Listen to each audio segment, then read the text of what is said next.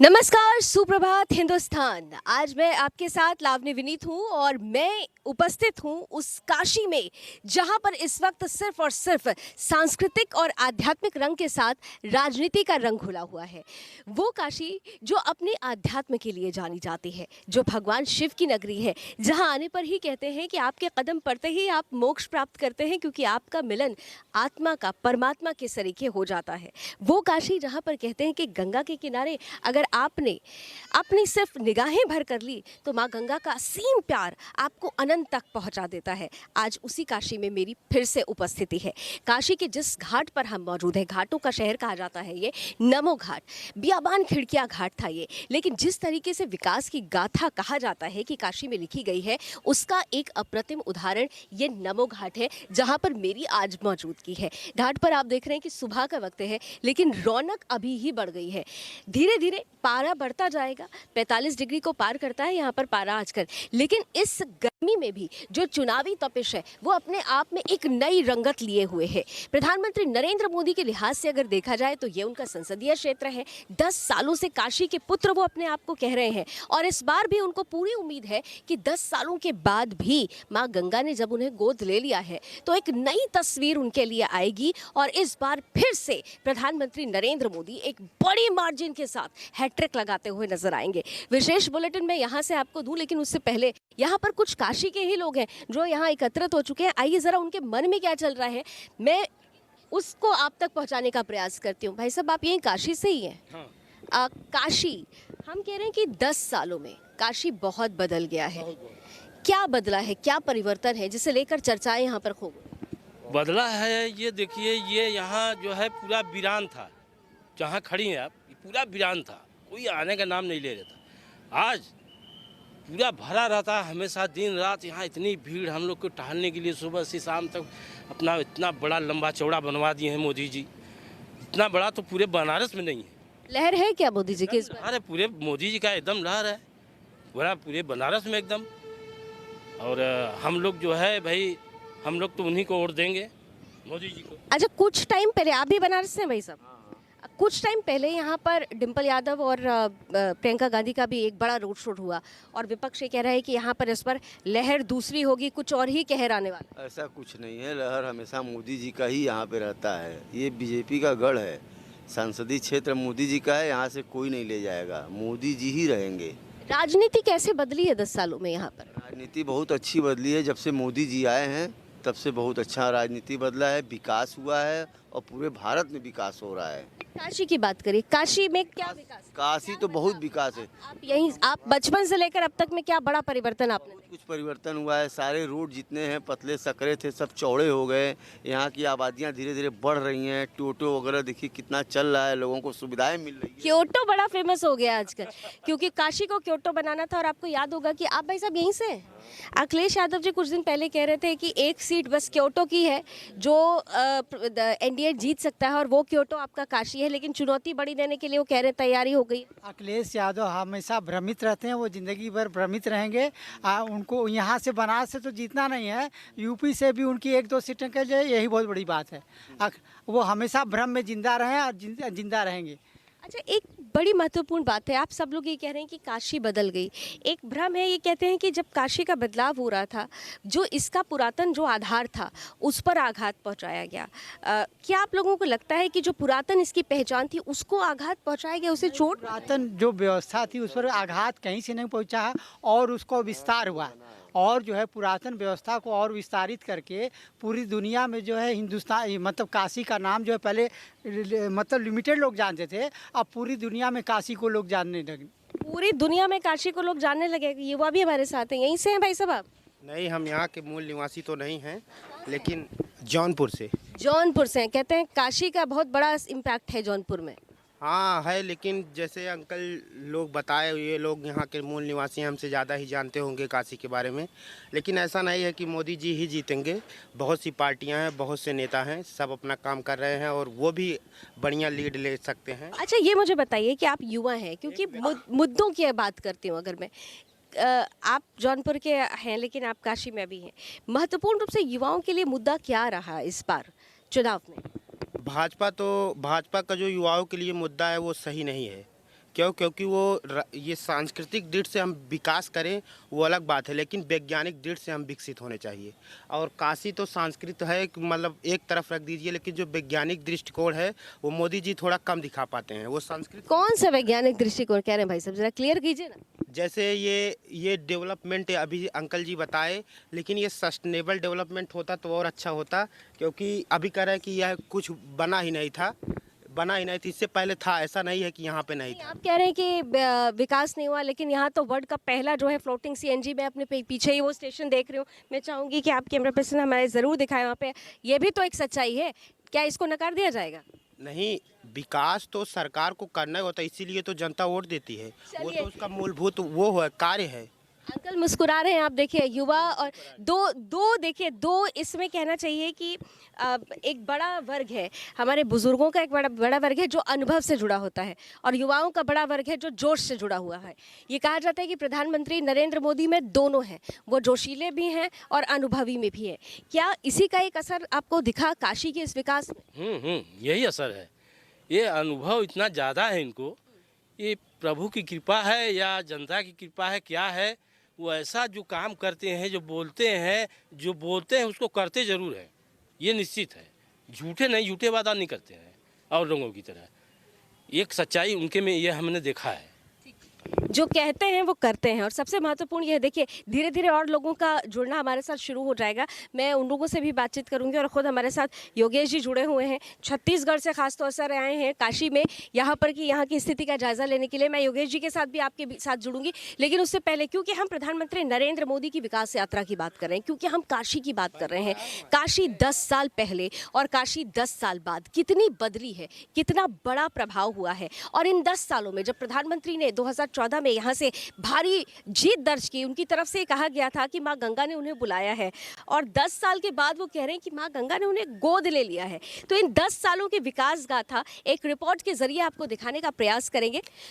तो हिंदुस्तान अपने चुनावी माहौल के आखिरी चरण में पहुंच चुका है। 6 चरण का दौर गुजर चुका है। अपने अपने दावों की कहानियां आपने देख ली है। एनडीए कह रहा है इस बार 400 पार है, इंडी गठबंधन कह रहा है कि 40 के नीचे रहने वाले हैं। इन सब के बीच में अब जब सबकी नजरें टिकी हुई हैं, वो सिर्फ और सिर्फ काशी पर टिक गई हैं। 7वें चरण में काशी में मतदान होना है, और इस काशी के माध्यम से पूर्वांचल की 13 सीटों पर एक बड़ा प्रभाव डालने का प्रयास है। और यही वजह है कि काशी के विकास को, काशी की इस विकास गाथा को लगातार प्रचार के माध्यम से भारतीय जनता पार्टी के तमाम नेता दूर दूर तक पहुंचाने का प्रयास कर रहे हैं।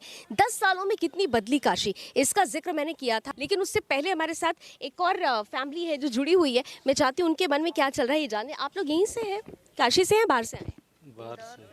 आप इंदौर से आए हैं। इंदौर से काशी क्या पहले भी आ चुके हैं? नहीं, पहली बार आई हैं?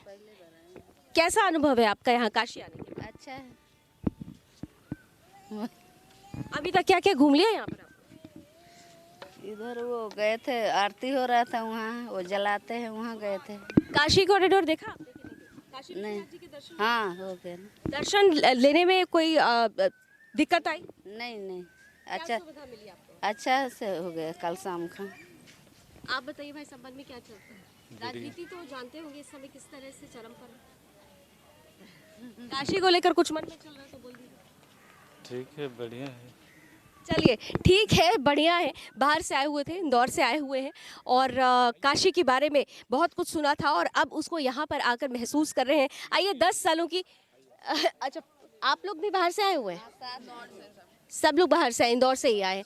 आप इंदौर से जब काशी आई हैं, फर्स्ट टाइम आई हैं, कैसा एक्सपीरियंस है? बहुत अच्छा लगा, वहाँ पे सब घाट्स वगैरह भी विजिट करे हैं, बहुत अच्छा है। आपने कभी पहले पिक्चरों में, क्योंकि काशी बहुत देखा होगा, वहाँ उस चर्च में ही बस देखा था, बाकी फर्स्ट टाइम विजिट करा तो बहुत अच्छा लगा विजिट करके। यहाँ के लोग कहते हैं बड़ा विकास हुआ है यहाँ पर, अनुभव किया आपने? हाँ, यहाँ पर मतलब चीज़ें हैं, डेवलप्ड हुई है बहुत सारी चीज़ें यहाँ पर, रोड्स वगैरह भी, और यहाँ पर जो भी है मंदिर वगैरह में बहुत अच्छा लगा वहाँ पर देख। चलिए, तो देखिए, जो बाहर से सैलानी आते हैं और जब वो ये कहते हैं कि यहाँ आकर अच्छा लगा, यहाँ की जो सुविधाएं हैं उसका अनुभव अच्छा रहा, तो वो अपने आप में एक कहानी बताता है। वो कहानी जो विकास की कहानी है, वो कहानी जो बताती है कि इस विकास के पीछे कितना बड़ा प्रयास है, और ये प्रयास प्रधानमंत्री नरेंद्र मोदी के उस प्रेम से जुड़ा हुआ है, उस स्नेह से जुड़ा हुआ है, जिसमें वो कहते हैं कि काशी ने मुझे अपना लिया है। 10 सालों में अनवरत विकास, किस तरह से बदली काशी, आइए देखते हैं हमारी ये विशेष रिपोर्ट।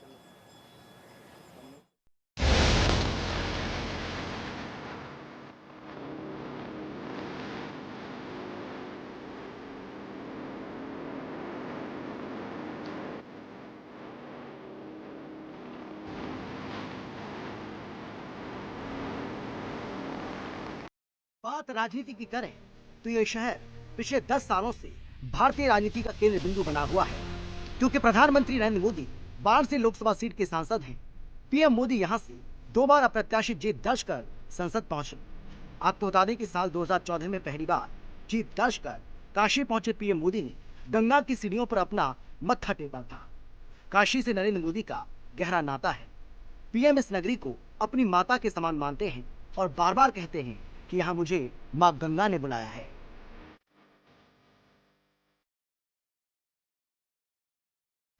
– 2009 से 2019 तक बीजेपी यहाँ हैट्रिक लगा चुकी है।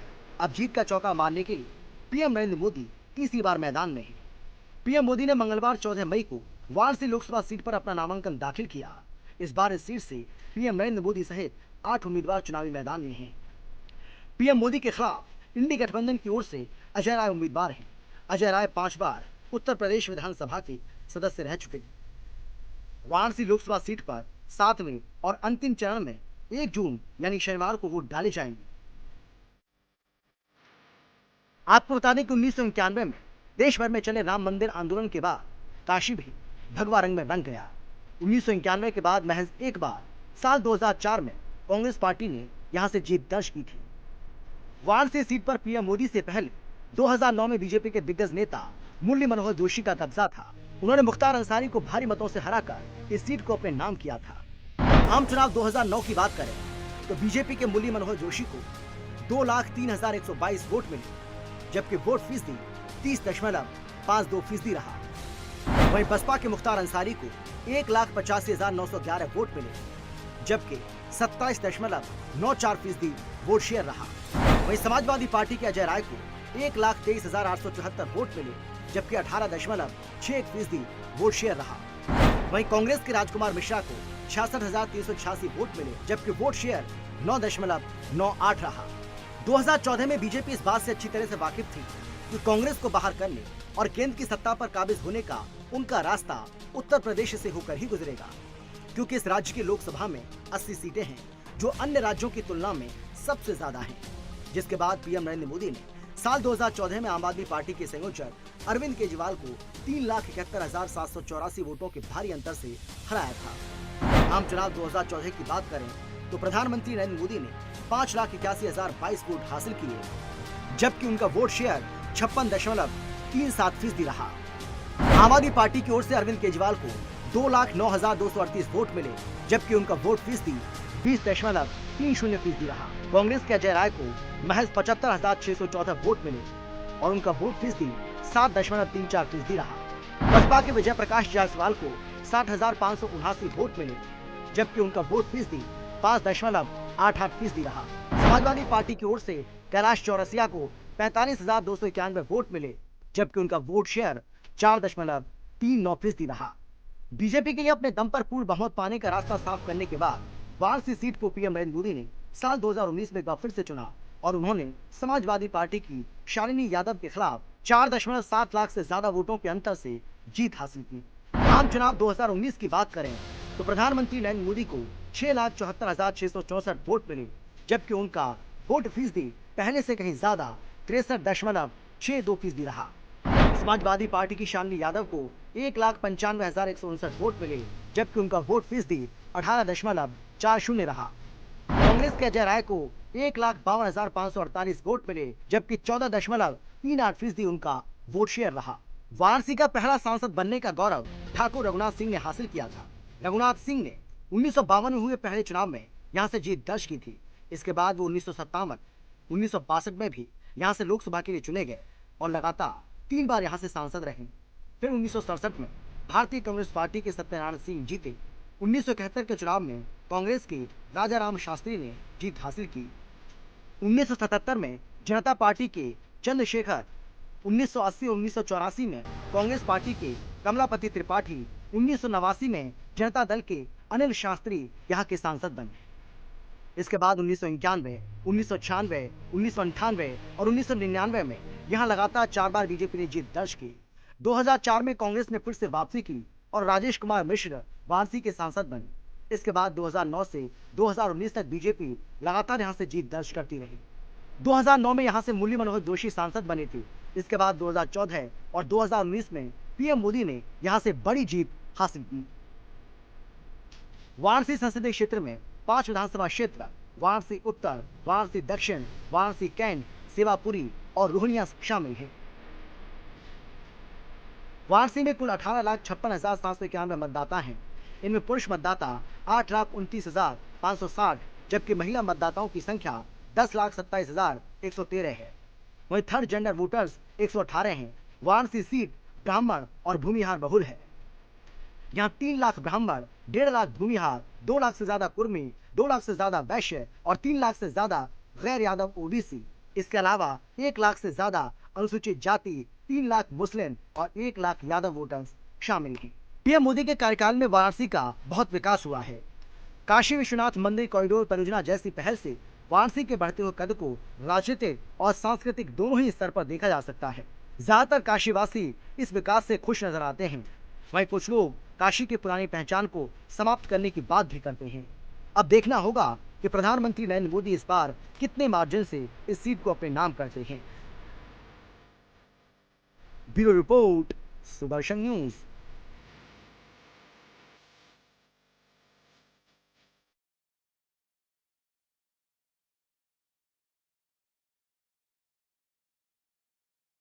से 10 सालों में विकास की अनवरत गाथा लिखी गई। प्रधानमंत्री नरेंद्र मोदी जहां 2014 में 3.5 लाख से ज्यादा मार्जिन से जीते, जैसे ही 2019 आता है ये आंकड़ा बढ़ जाता है, लगभग 5 लाख के करीब हो जाता है और इस बार ग्रैंड विक्ट्री की तैयारी हो रही है। और ये कहा जा रहा है कि जीतने के लिए जो मार्जिन रखा गया है वो प्रतिद्वंदी और नरेंद्र मोदी के बीच में 10 लाख से ज्यादा का है। और यही वजह है कि जितने भी भारतीय जनता पार्टी के बड़े चेहरे हैं उन्होंने यहाँ काशी में डेरा जमा लिया है। लेकिन काशी तो बुलाती नहीं है, काशी बुलाती है, काशी में लोग आते नहीं है। और यही वजह है कि यहाँ पर एक तरफ नेताओं का जमावड़ा है तो दूसरी तरफ सैलानियों का भी जमावड़ा है। मेरे साथ कुछ और लोग जुड़ चुके हैं जिनके मन में इस वक्त काशी को लेकर क्या चल रहा है जानने का प्रयास करेंगे। तो काशी में लोग आते नहीं, काशी बुलाती है। और यही वजह है कि यहाँ पर एक तरफ राजनीति के लोग, राजनीति का केंद्र बिंदु बनी काशी राजनेताओं को बुला रही है, तो वहीं दूसरी तरफ सैलानियों का, श्रद्धालुओं का आना भी जारी है। हमारे साथ कुछ लोग हैं। आप कहाँ से? मैं दिल्ली से।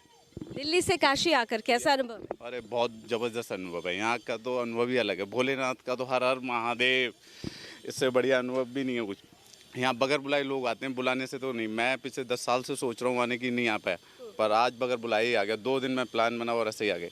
मैं, मेरी फैमिली सारी। अच्छा, आपको यहाँ पर आकर कैसा अनुभव क्या रहा आपका? क्योंकि यहाँ पे कहते हैं कि सैलानियों को आकर एक अलग ही अनुभव होता है। सुकून और शांति। आप अपने आप को सैलानी कह रही है या श्रद्धालु कह रही है? पहले ये क्लियर। दोनों चीज़ें। पहली बार आए हैं तो सैलानी कह लो और सैलानी सॉरी और श्रद्धालु भी कह लो। काशी विश्वनाथ कॉरिडोर? हाँ जी बिल्कुल। कैसा लगा अनुभव? बहुत अच्छा। बस थोड़ा आप भी आपके साथ दिल्ली से ही आए? यहाँ आप पहली बार आई हैं? आप ये तो पहली बार है आपके? आप भी पहली बार आई हूँ इनके साथ ही। कैसा क्या यहाँ आके सबसे जो अलग आपने महसूस किया हो, जरा बताइए हमारे कैमरे पे। बहुत सुकून, शांति और बहुत अच्छा लगा कि ये लग रहा साक्षात भोले बाबा की नगरी, भोले बाबा दर्शन दे रहे खूब आराम से। और बहुत बहुत धन्यवाद मोदी जी का, उन्होंने ऐसा किया कि आज हम भी उन्हीं की वजह से यहाँ खड़े हैं, नहीं कोई पॉसिबल ही नहीं था। लेकिन यहाँ तो मैंने बहुत सारे लोगों से सुना, वो कहते हैं उन्होंने तो कुछ काम ही नहीं किया, कुछ विकास नहीं किया। वो कह रहे हैं वो चिढ़ने वाले लोग हैं। चिढ़ने वाले तो अब एक तरफ वो ही और एक तरफ सब खड़े हो गए, कोई बात नहीं। जब उसके साथ वो है ना तो कोई उनका कोई बाल बांका नहीं कर सकता। कुछ कहना चाहती हैं आप? ना अरे आप भी तो घूमने आई हैं, कैसा लग रहा है काशी में? बढ़िया लग रहा है। बढ़िया लग रहा है। हाँ मोदी जी की बड़ी तारीफ करी थी। हाँ, बहुत बढ़िया है मोदी जी। हाँ, बहुत बढ़िया है। वो तो अच्छा, आप दिल्ली से हैं। दिल्ली में इस बार थोड़ी फिजा बदली हुई है और दिल्ली के ही एक खास नेता हैं जो ये कह रहे हैं कि इस बार देखिए बदलाव आएगा। वो वैकल्पिक व्यवस्था लेकर आए थे, हालांकि इंटरिम बेल पर चल रहे हैं, नाम आप जानते हैं। तो अभी यहाँ आकर और दिल्ली से काशी तक आकर लगता है कि दावों में दम है क्या? नहीं है, बिल्कुल दम नहीं है, कोई दम नहीं है, मोदी जी का कोई दम नहीं है। और वो सातों की सातों सीट दिल्ली की कोई नहीं बीजेपी को हरा सकता। सातों सीट आएंगी। मैं कह सकता हूँ विधानसभा में लोग ले जाएंगे उनकी केजरीवाल, क्योंकि फ्री का जो टट्टू है वो दुनिया लेना चाहती है उनसे, बाकी कोई नहीं लेना चाहता। जहाँ मोदी जी की बात आती है लोकसभा की, वहाँ तो कोई भी नहीं, चाहे यूपी हो, चाहे एमपी हो, चाहे महाराष्ट्र हो, राजस्थान हो, और जहाँ सारे लोग एक तरफ हों और एक तरफ मोदी। खोने वाली है, बिल्कुल जाने वाली है, वो तो है ही नहीं, यहाँ है ही नहीं। वो यहाँ तो आकर बड़ा बढ़िया रोड शो करके गई हैं प्रियंका गांधी, बड़ा भव्य तरीके से रोड शो हुआ है उनका। हाँ, बहुत बढ़िया तरह से हुआ है। तो अब क्या करें, फिर दिखावा तो करेंगे ही ना, दिखावा तो करेंगे। एक पैसे देके पब्लिक बुलाई जाती है, एक फ्री एक बंदे के नाम की पब्लिक आती है। देखिए एक महत्वपूर्ण बात कही कि ये कहते हैं, लोग ही कहते हैं कि देखिए आप पैसे देके बुला तो लेंगे, लेकिन ये पैमाना नहीं हो सकता, ये मानक नहीं हो सकता, भीड़ कभी वोट में तब्दील नहीं हो सकती। ये कहा जाता है मन को जो छू लेता है राजनेता, जो जनप्रतिनिधि, जनता उसके साथ जाती है। योगेश मिश्रा जी छत्तीसगढ़ से चलकर खास तौर पर काशी आए हुए हैं और काशी की हर एक तस्वीर को आप तक पहुंचाने का प्रयास हमारी पूरी टीम के साथ मिलकर कर रहे हैं। योगेश जी, छत्तीसगढ़ से तो आपका आना जाना काशी बना रहा है, लेकिन 10 सालों में जब आप कई बार रिपोर्टिंग पर यहाँ आए और इस बार चुनावी फिजा में आए हैं, कुछ बदलाव नजर आ रहा है? लावनी, बिल्कुल देखिए, जिस तरह से अगर बनारस की जब बात होती थी पहले, तो हम देखते थे कि जो सांस्कृतिक विरासत है उसकी बात होती थी, लेकिन हम देख रहे हैं कि जिस तरह से अगर आप देखेंगे शहरों में जो होर्डिंग लगे हुए हैं उसमें एक शब्द लिखा जाता है विकास भी विरासत भी। यानी कि आप समझिए कितना विस्तृत तरीके से एक पैमाना सेट किया गया है कि विकास तो करना ही है, लेकिन साथ में विरासत को भी संभाल कर रखना है। जैसा कि हम लोगों से बातचीत कर रहे हैं, जब सुबह आप निकलेंगे बनारस की गलियों में तो लोग ये कहते नजर आते हैं हर हर महादेव, यानी कि हर हर महादेव भी कह रहे हैं। और दूसरी ओर जब इंफ्रास्ट्रक्चर डेवलपमेंट आप देखेंगे, जैसे जिस तरह से हम CNG की यहाँ बात कर रहे थे, बड़े बड़े पुल आप देख लीजिए, सड़कें लगातार अच्छी नज़र आ रही हैं, स्टेडियम यहाँ पर है, और जिस तरह से आंकड़ा है टूरिज्म बोर्ड का, तकरीबन 5 से 7 लाख लोग रोज़ाना यहाँ पर आते हैं, नए पर्यटक।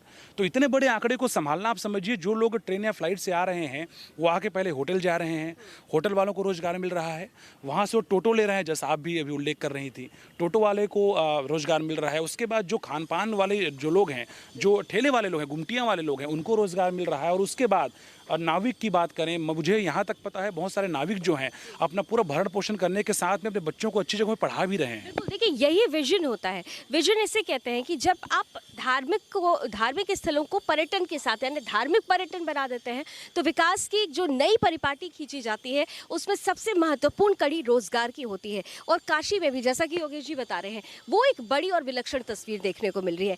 काशी जब 4 पहरों की बात होती है तो काशी हर पहर अपना रंग बदलती है, लेकिन एक रंग जो नहीं बदलता है वो हर हर महादेव का होता है और जय गंगा मैया का होता है। तो मेरे और योगेश जी के साथ फिलहाल इस बुलेटिन में सुप्रभात हिंदुस्तान में अभी बस इतना ही।